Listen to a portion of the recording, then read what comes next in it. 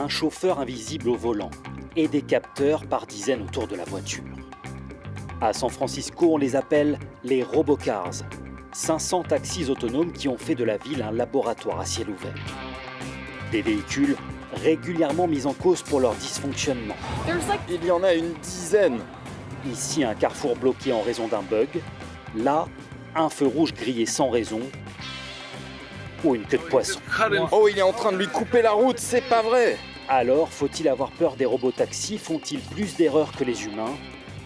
Nous avons tenté l'expérience dans les rues de la ville. Tout commence par une application, tout ce qu'il y a de plus classique sur votre téléphone.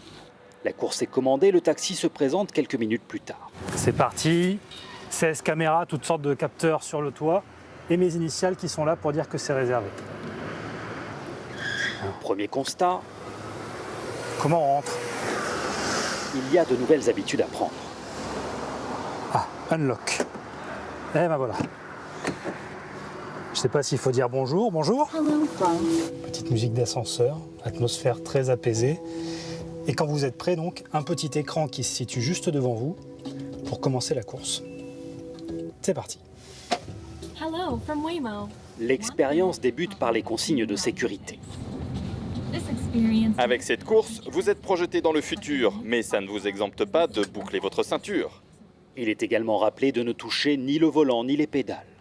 La voiture respecte les limitations, mais toujours son clignotant, et peut détecter, comme ici, un passant qui se décide à traverser même tardivement.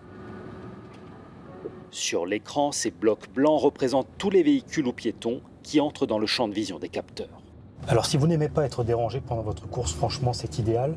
Si vous aimez discuter avec le chauffeur, en revanche, on peut se dire que le robot n'a pour l'instant pas le même niveau de conversation. En revanche, il vous propose de choisir la musique et c'est déjà pas mal.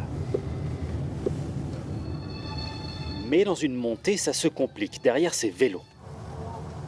On va voir s'il essaye de les doubler ou pas.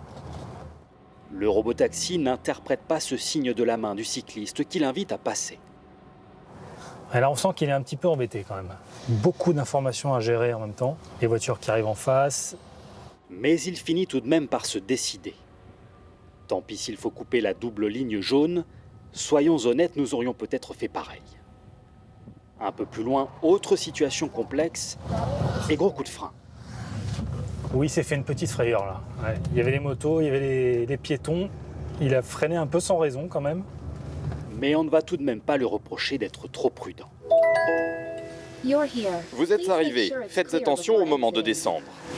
Eh bien, nous voici arrivés au magnifique Golden Gate Bridge à destination. Ça s'est très bien passé pour nous, mais vous allez voir que ça n'est pas toujours le cas et que ces robotaxis, eh bien, ils font débat ici à San Francisco. Sur les réseaux sociaux, pas un jour ou presque sans qu'un incident soit signalé. Encore une de ces satanées voitures qui bloquent la rue en bas.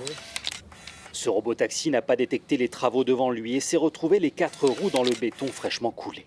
Si certaines situations prêtent à sourire, d'autres sont plus inquiétantes, comme cet accident avec un véhicule d'urgence qui a provoqué la colère des pompiers.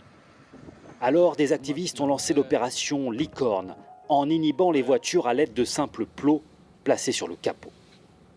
D'autres exprimant leur mécontentement de façon beaucoup plus radicale. Malgré les dysfonctionnements, l'État de Californie vient d'autoriser les sociétés de robotaxi à étendre leur activité, ce qui divise les habitants de la ville.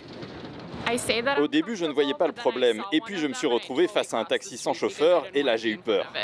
Vous ne vous débarrasserez jamais des conducteurs qui font n'importe quoi sur la route, ceux qui conduisent mal ou en état d'ébriété, alors que la technologie, elle va continuer à progresser. Ces robots sont moins chers qu'un VTC ou un taxi, mais font-ils plus ou moins d'erreurs que les conducteurs humains? Le problème, estiment les experts, c'est qu'il n'y a pour l'heure pas assez de données pour se prononcer. Les sociétés de robotaxis sont très réticentes à communiquer. Personne n'aime laver son linge sale en public. Il faut les obliger à publier des données précises sur les incidents qui sont répertoriés. Les sociétés concernées soulignent en revanche qu'il n'y a eu aucun mort ni aucun blessé grave sur le premier million de kilomètres parcourus par leur véhicule. La preuve, disent-elles, que les robotaxis sont plus sûrs au volant que vous et moi et qu'ils ont un avenir au cœur de nos grandes villes.